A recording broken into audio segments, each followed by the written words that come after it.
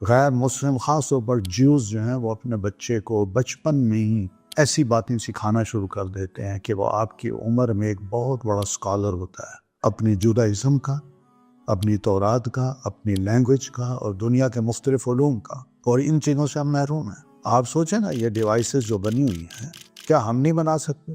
ہم دوسروں کا جو فون ہے وہ بڑے شوق سے خریدتے ہیں، کیا ہمارے لوگ انجینئر نہیں بن سکتے کہ وہ اس قسم کا یا اس سے بہتر کوئی فون ایجاد کر سکیں؟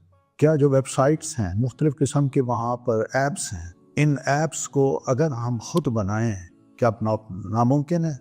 وہ بھی تو انسان ہے نا، ہم ان سے کیوں اتنے متاثر ہیں کہ وہ ایپ بنا لیتے ہیں، فون بنا لیتے ہیں، واٹس ایپ بنا لیتے ہیں اور یوٹیوب بنا لیتے ہیں؟ ہم نہیں بنا سکتے ایسی؟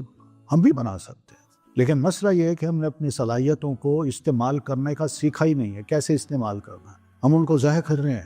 یہ کسی نے نہیں سکھانا آپ کو، کسی نے نہیں کہنا، یہ آپ کا شوق ہی آپ کو آگے لے جائے گا۔